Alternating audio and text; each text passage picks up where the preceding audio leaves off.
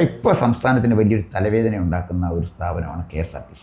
തലവേദന എന്ന് പറയുന്നത് KSRTCയിലെ ഡ്രൈവർമാരും കണ്ടക്ടർമാരും കഠിനാധ്വാനം ചെയ്യുന്നുണ്ട്, സത്യമാണത്.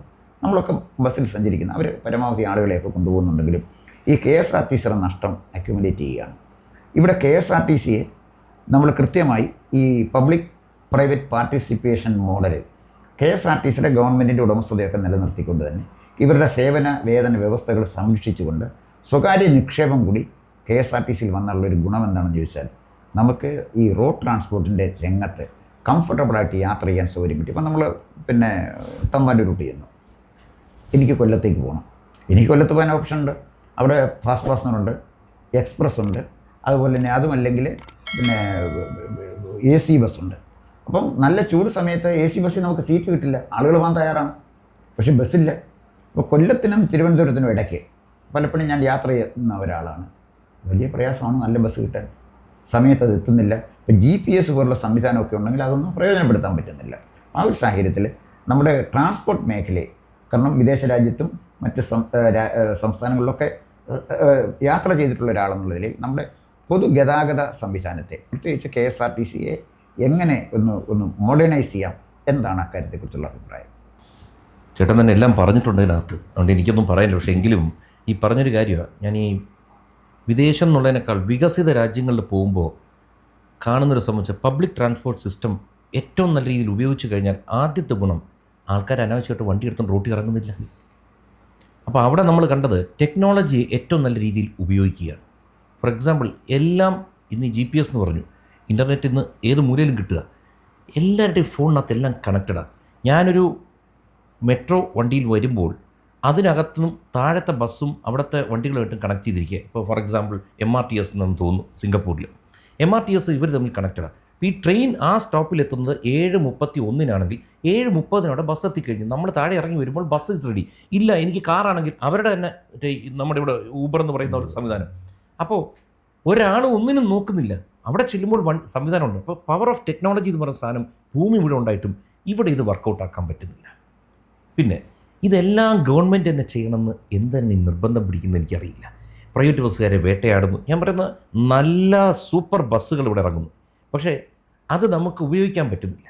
ഇപ്പോൾ എനിക്ക് ഒരു കാരണവശാലും ഇവിടെ നിന്ന് വണ്ടി ഓടിച്ച് കൊല്ലം വരെ എറണാകുളം വരെ പോലും ഇപ്പോൾ ആഗ്രഹമില്ല, പക്ഷേ അതിനുള്ള സംവിധാനങ്ങളില്ല. ഞാനിവിടുന്ന് വന്ദേ ഭാരതുണ്ട്, ഉഗ്രൻ ട്രെയിനാണ്, 2.5 മണിക്കൂറിൽ 2.25 മണിക്കൂറിൽ എറണാകുളത്തും. പക്ഷെ അവിടെ ചെന്നിട്ടൊരു വണ്ടി പിടിക്കാനും അവിടെ നിന്ന് പോകാനുള്ളൊരു അസൗകര്യം, ഒരു മഴ പെയ്ത സ്റ്റേഷനകത്ത് വണ്ടി കൊണ്ടുവരാൻ പോയി വെള്ളം കയറും. ഇപ്പം ഞാൻ പറയുന്ന ഈ പബ്ലിക് ട്രാൻസ്പോർട്ട് സിസ്റ്റത്തിനെ ഏറ്റവും നല്ല രീതിയിൽ യൂസ് ചെയ്ത് കഴിഞ്ഞാൽ അത് എല്ലാത്തിനും ഗുണം ചെയ്യുന്നൊരു കാര്യമാണ്. ടൂറിസത്തിന് ഏറ്റവും കൂടുതൽ ആവശ്യം ഇതാണ്. ഇപ്പം നമ്മൾ ഇപ്പോൾ യൂറോപ്യൻ രാജ്യങ്ങളിൽ പോകുമ്പോഴത്തേക്ക് സ്വിറ്റ്സർലൻഡിൽ നിന്ന് ഫ്രാൻസിലോട്ടും ഫ്രാൻസിൽ നിന്ന് നെതർലാൻഡ്സിലോട്ട് പോകാൻ ആരും ഫ്ലൈറ്റ് എടുക്കുന്നില്ല. രാജ്യങ്ങളാണ് എല്ലാം ട്രെയിൻ കണക്റ്റഡാണ്. 350 കിലോമീറ്റർ വരെ ട്രെയിനിൻ്റെ സ്പീഡ്, സെമി ഹൈ സ്പീഡ് എന്ന് അവർ പറയുന്നുള്ളൂ. ബുള്ളറ്റ് ട്രെയിൻ ഓൾമോസ്റ്റ് അടുത്തെത്തി സ്പീഡ്. അപ്പോൾ എന്താ പറ്റുന്നത്, നമ്മൾ നോക്കുന്നു ഇത്ര മണിക്ക് ടിക്കറ്റ് ഇതിൽ തന്നെ ബുക്ക് ചെയ്യുന്നു, അവിടെ ചെല്ലുമ്പോൾ ട്രെയിൻ റെഡിയാണ്. അവർ വരവേൽക്കുന്ന രീതി പോലും അതിൻ്റെ, for example train ticket examiner ഉണ്ടല്ലോ, അയാളെ നമ്മളെ ഒന്ന് വെൽക്കം ചെയ്യുന്നത്. Please come okay, Krishna Kumar and family, yes you are having 6 people, come. അപ്പോൾ ബാഗ് വയ്ക്കുക ഇന്ന പണ്ടത് പലരും പറയുന്നതാണ്. വിദേശത്ത് പോയവർ അന്ന് പറഞ്ഞിരുന്നു, അവരുടെ സാലറി വരുന്നത് ഈ യാത്രക്കാർ വരുന്നത് കൊണ്ടാണ്, അവർക്കൊരു സർവീസ് കൊടുക്കണം. അപ്പോൾ അവർ തന്നെ പറയും എത്ര നല്ല സർവീസാണ് ട്രെയിനിൽ. ഇത് നമ്മളിവിടെ ഇപ്പോൾ ഞാനൊരു നടനായി വന്നുപോയി, അല്ലെങ്കിൽ രാഷ്ട്രീയ ഏതാണ്ട് TTമാരൊക്കെ നല്ലവരാണ്, അവരെ കുറ്റപ്പെടുത്തില്ല. അവരോടും തട്ടിക്കയറാൻ ആൾക്കാർ, നമ്മൾ ഈ ഉദ്യോഗസ്ഥരും നമ്മൾ തമ്മിൽ ശത്രുതാ മനോഭാവമായി പോകുന്നു. ഞാൻ ഇതൊക്കെ സർവീസ് ഓറിയൻറ്റഡ് മേഖലകളാണ്. ഇതിനകത്ത് ഏറ്റവും നല്ല ഭക്ഷണം കൊടുക്കണം. ട്രെയിനിൽ കയറി കഴിഞ്ഞാൽ എന്ത് ചോദിക്കുന്നത് കൊടുക്കണം. ഇപ്പോൾ കഴിഞ്ഞ ദിവസം കണ്ടോ പിടിച്ചത് പഴകിയ ഭക്ഷണം. അതെ, എങ്ങനെ ഈ സംവിധാനം ഓടും? നമ്മൾ രാവിലെ വീട്ടിൽ നിന്ന് വിചാരിക്കുന്ന ട്രെയിനിൽ കയറിയ സമാനമായിട്ട് ഭക്ഷണം കഴിക്കാമല്ലോ, തരുന്ന ഭക്ഷണം കഴിച്ചാൽ ആൾ തട്ടിപ്പോകും. അവിടെ എന്താ ചെയ്യുന്നത്, 1 ലക്ഷം രൂപ ഫൈൻ അടിക്കുന്നു. ഈ 1 ലക്ഷം രൂപ ഫൈനിലാണ് നിർത്തുന്നത്. അവൻ ആജീവനാന്തം ജയിലടിഞ്ഞാൽ വെളിയിൽ വരാൻ പാടില്ല, കൊലക്കുറ്റമാണ് അവൻ ചെയ്യുന്നത്. അപ്പം ഞാനീ പറയുന്ന പബ്ലിക് ട്രാൻസ്പോർട്ട് സിസ്റ്റം എന്ന് വെച്ചാൽ ഇതിനകത്ത് ഇതെല്ലാം ഉൾപ്പെടുന്നതാണ്. ഇത് മനുഷ്യൻ്റെ ലൈഫിന് തന്നെ, നമ്മുടെ സമയലാഭം, മാനസിക സുഖം. ട്രെയിനിലെ ഒറ്റ ഉറക്കം ഇവിടെ നിന്ന് എറണാകുളത്തുനിന്നു ജോലിക്ക് പോവുക. അതിന് പകരം നമുക്ക് ഒരു തരത്തിലുള്ള സിങ്ക്രണൈസേഷൻ ഇല്ല. ഇത് മുഴുവൻ ഞാൻ പറയുന്നത് ഗവൺമെൻറ്റിൽ നിന്ന് ഈ ട്രാക്കും റെയിൽവേ സ്റ്റേഷനും അവർ കൺട്രോൾ ചെയ്തോട്ടെ, ട്രെയിൻ എന്ന് പറയുന്നതിലോട്ട് പ്രൈവറ്റ് സിസ്റ്റം കൊണ്ടുവരണം. ഇത് മുഴുവൻ മാറ്റി. ബസ് ഇതിനെ പ്രൈവറ്റൈസ് ചെയ്യുമ്പോൾ പോലും അതിലൊരു കൃത്യനിഷ്ഠ ഉണ്ടായിരിക്കണം. ഈ വണ്ടി അവിടെ വന്നില്ലെങ്കിൽ അതിന് ഉത്തരവാദി അവനായിരിക്കണം. അക്കൗണ്ടബിലിറ്റി ഇത് സാധനമില്ല. ഇത് ട്രെയിൻ ലേറ്റ് ആയാൽ ആരോട് നമ്മൾ ചോദിക്കണം? ആരുമില്ല. ബസ് തോന്നിയ പോലെ എന്ത് സംഭവിച്ചാലും ആരോടുമില്ല. ഒരു ആക്സിഡൻറ്റ് പറ്റിയാൽ എന്താണ് അവർക്ക് പകരം ഒരു വാഹനമുണ്ടോ? ഇതൊന്നും ഒരു നേരത്തെ പറഞ്ഞ സ്ട്രക്ചേർഡ് അല്ല, ഒരു സിസ്റ്റമില്ല. ഇപ്പോൾ KSRTC ബസ്സിൽ നോക്കിക്കഴിഞ്ഞാൽ 2 സ്റ്റാഫിനെ കാണുന്നത്, ഒരു ബസ്സും ഒരു ഡ്രൈവറും ഒരു കണ്ടക്ടറും. പ്രൈവറ്റ് ബസ്സിൽ എന്നാൽ കൂടുതൽ ആൾക്കാരെ കാണുന്നുണ്ട്. പക്ഷേ പ്രൈവറ്റ് ബസ് ലാഭത്തിൽ പോകുന്നു, KSRTC നഷ്ടം പോകും. അപ്പോൾ നമുക്കറിയാം, ചോദിക്കുമ്പോൾ പറയുന്നത് കാലാകാലങ്ങളിൽ എല്ലാ പാർട്ടിക്കാരും KSRTC ആളെ കുത്തിക്കയറ്റിയിട്ട് അവിടുത്തെ സ്റ്റാഫിനെയും ബസ്സിനെയും വെച്ച് ഡിവൈഡ് ചെയ്യുമ്പോൾ 25 സ്റ്റാഫാണ് ഒരു ബസ്സിന്. ഇതെങ്ങനെ ലാഭത്തിൽ പോകും? ഇതെല്ലാം പറയുമ്പോൾ ഇപ്പോൾ ഭരിച്ചവരും അവരാണ് കുഴപ്പം, ഇനി വരാൻ വരുന്നവർ പറയും ഇവരാണ് കുഴപ്പം. ഇതിന് ഒരു നല്ലൊരു ശാശ്വതമായൊരു പരിഹാരം കണ്ടെത്താൻ പറ്റുന്നില്ല. ഇതെങ്ങനെയെങ്കിലും ഇതിനൊന്ന് ശരിയാക്കി എടുക്കണമെങ്കിൽ ഈ പറഞ്ഞ പോലെ ചില പാർട്ടിക്കാർക്ക് മാത്രമായി ഒരു കാലത്ത് കൊടുത്തിരുന്നതാണ് KSRTC. ഇതിന് നേരത്തെ പറഞ്ഞതുപോലെ അടിയും മുടിയും മാറേണ്ടിയിരിക്കും. കാരണം അഴിമതിയാണ് ഇതിൻ്റെ വേറൊരു കാരണം. ഇതിൻ്റെ എല്ലാത്തിലും കമ്മീഷനാണ്. അതുകൊണ്ട് ഒരു ബസ്സിൽ കയറിക്കഴിഞ്ഞാൽ എൻ്റെ ഒരു സീറ്റ് നമ്മൾ ശ്രദ്ധിച്ചാൽ മതി. അഴിമതി ഇല്ലാത്ത രാജ്യങ്ങളിൽ പോയിട്ട് അഴിമതി ഉള്ളിടത്തും വന്നപ്പോൾ എന്തിനാ നമ്മളെല്ലാവരും ദുബായിലൊക്കെ എത്താൻ ഇവർ നേരത്തെ ഒരു AC ബസ്സിൻ്റെ കാര്യം പറഞ്ഞു. അവർ ബസ് ഇറക്കിയപ്പോൾ ആദ്യത്തെ ഒരാഴ്ച ഫ്രീ ആക്കി കൊടുത്തു. ആൾക്കാരങ്ങ് കയറി രസിച്ചു, ആ സുഖം കിട്ടി. പിന്നെന്താ അടുത്ത ദിവസത്തെ ബസ് ഫുള്ളാണ്, ഒരാഴ്ച കഴിയുമ്പോൾ ചാർജ് ചെയ്ത് തുടങ്ങി. അതുപോലെ ബസ് സ്റ്റേഷൻസ് അത് കെട്ടുന്നത് നമുക്ക് മൂത്രപ്പല്ലോട്ടൊന്നും കയറാൻ പോലും വയ്യ. അപ്പോൾ ആൾക്കാർ പറയുന്നത് ഇത്രയധികം ആൾക്കാർ വരുന്നുണ്ട്. ഇവിടെ ഒരു മോളിൽ നമ്മൾ പോകും, ഇതിനേക്കാൾ ആൾ വരുന്നുണ്ടല്ലോ, ടോയ്ലറ്റ് എന്താ ക്ലീൻ ആയി കിടക്കുന്നു, ഡ്രൈ ആയി കിടക്കുന്നു. അപ്പോൾ അതിനെല്ലാം മനസ്സാണ് എൻ്റെ ആവശ്യം.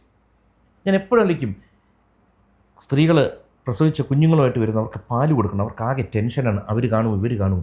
ഈ ഫീഡിങ് സ്റ്റേഷൻ ഇതിനകത്ത് ഇവിടെ എയർപോർട്ട് എങ്ങനെ കിടക്കുന്നു ഇതുപോലെ ആയിരിക്കണം റെയിൽവേ സ്റ്റേഷനും ബസ് സ്റ്റാൻഡും. ഒരു വ്യത്യാസം പറഞ്ഞാൽ എല്ലായിടത്തും പൈസ കൊടുത്തതിന് ആൾക്കാർ പോകുന്നത്, മനുഷ്യർ തന്നെ യാത്ര ചെയ്യും. ഇത് ഒരു മാസ്റ്റർ പ്ലാനാണ് വേണ്ടത്. 2050 എങ്ങനെ ഇരിക്കണമെന്ന് പ്ലാൻ ചെയ്ത് തുടങ്ങണം. ഈ ബസ് സ്റ്റാൻഡ് എന്ന് പറഞ്ഞാൽ റോട്ടിൽ നിന്ന് 1/2 കിലോമീറ്റർ 1 കിലോമീറ്റർ അകത്തൊന്നും പോകണ്ട, റോഡ് സൈഡിൽ തന്നെ ഉള്ള സ്ഥലത്ത് വെർട്ടിക്കലായിട്ട് പൊക്കുക ബിൽഡിംഗ്, അതിൻ്റെ മുകളിൽ എല്ലാ സൗകര്യം ചെയ്തു കൊടുക്കാവുന്നേ ഉള്ളൂ. അതുകൊണ്ട് അണ്ടർഗ്രൗണ്ട് ഇന്ന് എല്ലാത്തിനും സൗകര്യമാണ്, അണ്ടർഗ്രൗണ്ടോട്ട് പോയാൽ മതി. എന്തോ ഞാൻ കൂടുതൽ സംസാരിച്ച് പോകുന്നില്ല. ഇതൊക്കെ ആഗ്രഹവും മറ്റ് രാജ്യങ്ങളും ഞാൻ എല്ലാം കുറിച്ച് വയ്ക്കും. ലോകരാജ്യങ്ങളിൽ ഇങ്ങനെ സഞ്ചരിക്കുമ്പോഴൊക്കെ ഏതൊക്കെ പരിപാടികൾ നമ്മുടെ നാട്ടിൽ നമുക്ക് കൊണ്ടുവരാം. അവിടെയാണ് നമ്മുടെ പ്രധാനമന്ത്രി രാഷ്ട്രീയം വെച്ച് സംസാരിക്കില്ല. അദ്ദേഹം യാത്ര ചെയ്തപ്പോൾ ഉണ്ടായ അനുഭവങ്ങൾ മുഴുവൻ അദ്ദേഹം ആലോചിച്ചു.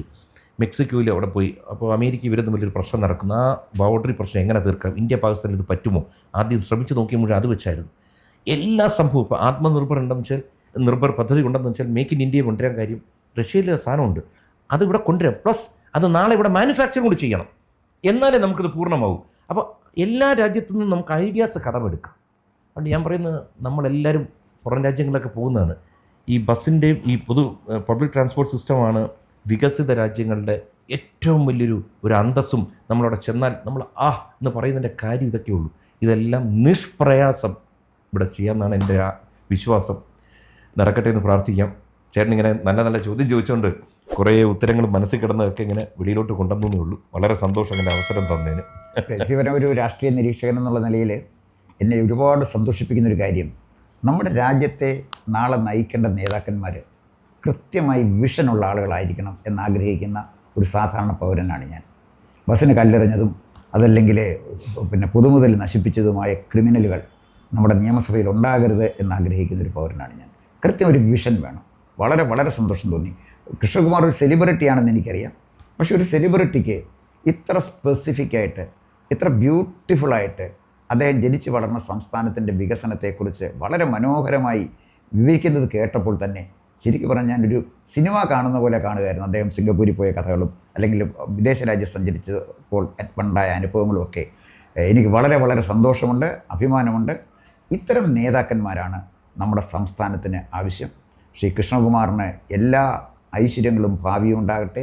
അദ്ദേഹം കേരള രാഷ്ട്രീയത്തിലെ ശ്രദ്ധേയനായ ഒരു നേതാവായിട്ട് വളരട്ടെ എന്ന് ആശംസിച്ചുകൊണ്ട് പ്രാർത്ഥിച്ചുകൊണ്ട് ഞാൻ ശ്രീ കൃഷ്ണകുമാറിന് ജന്മഭൂമി ചാനലിൻ്റെ എല്ലാ ആശംസകളും അറിയിക്കുകയാണ്. നമസ്കാരം.